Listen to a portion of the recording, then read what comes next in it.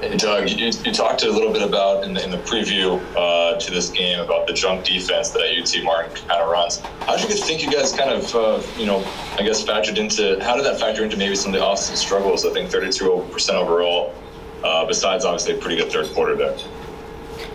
Yeah, sometimes it's a little bit like trying to solve a puzzle, what they're taking away, who they're taking away, and what your advantages are.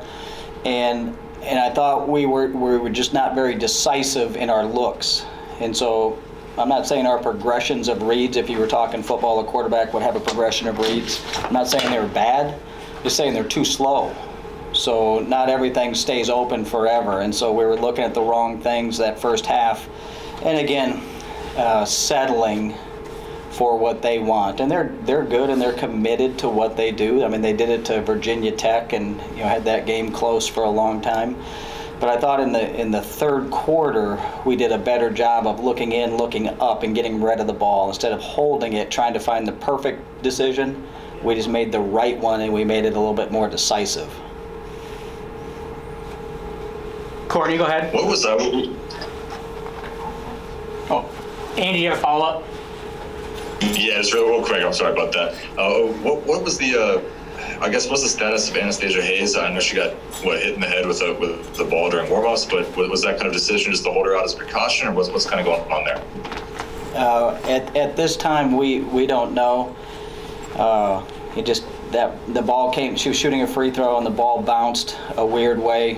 Something ricocheted off the rim and hit her in the eye, and so we did not feel comfortable playing her this game, and I'm not sure she could have. I mean, she was having a tough time.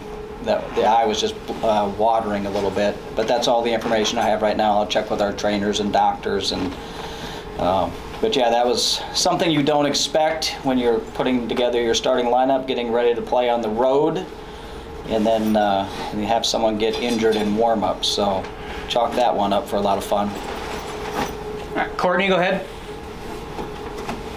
Coach, was there anything you specifically said or any sort of adjustments you really made at halftime that led to that explosive third quarter? Well, yeah, and it's kind of what I said earlier, is be more decisive with your looks. You're too slow. It's not that they're incorrect, it's just that you're staring at things. And so, 1,001, 1,002, 1,003. I mean, we looked a little bit robotical to me, and it didn't feel like much fun on the bench. I'm sure it wasn't that much fun to watch, and I know our players weren't having that much fun playing that way. And I know Martin likes the game to be played that way.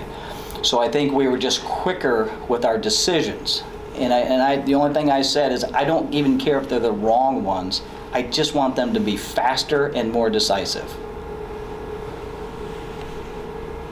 Thank you. All right, Colin, go ahead. We got time for a couple more.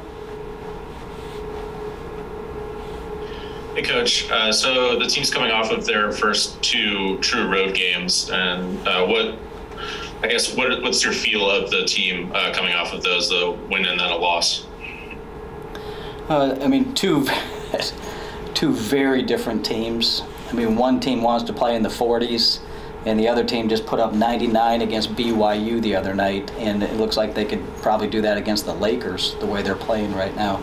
So, I like the fact that we're tested with different styles of play, tested in ways that I really don't want to be tested with a limited bench, and putting out some different starting lineups. But these are things that you always have to go through in the course of a season. So the faster we can get to these scenarios and deal with them, and the better it is for our team. So going on the road, playing two teams like that, playing it with I don't know, I think we had 6 or 7 people tonight available to play. I know Annie hurt her eye, but her sister was out all week with the flu bug, and she only practiced for one day, and she didn't feel great either, so we weren't able to use her. So we were down both Hayes sisters, in kind of a tough place to play. So I was really proud of our girls, of our team today. Robbie, go ahead. Hey, Coach, just talking about the offense, I think in the previous 3 games for Oklahoma, y'all averaged around 15 three-pointers. Y'all shot over 30 the last 2 games against Oklahoma and today as well. Did you feel like that was just a product of the defenses that you would see there, or is there more of an emphasis on shooting the through ball? No, I think it's what some of the defenses that we're seeing. And to be honest with you, I think I made a comment that we didn't want to take 35 threes against Oklahoma. I didn't want to take 35 of those threes where you just pass guard to forward and then jack that shot up. Those shots don't go in very often. But if you can get it inside out, there was a beautiful one, I believe Maya dribbles underneath the basket, which we call a Nash, and then made an inside out pass to either Ree or Jerkala. And I knew that shot was going in. Everybody on the bench knew that shot's going in. There are certain threes that the percentages are in your favor. And if we take 30 of those, I'm okay with it. If we're settling just pass around the perimeter and then shoot it just because they're sagging just a little bit, I think it's hard to ever get that rebound. You have to be hot.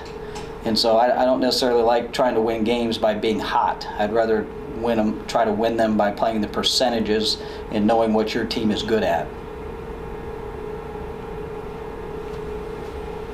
We'll go ahead and wrap things up with Colin. So with depth being an issue and your next couple of games grouped pretty close together, are you expecting a few more players to be available for the coming weekend's games, or are you going to be needing to rotate in and out a bit more frequently? I think it's day to day.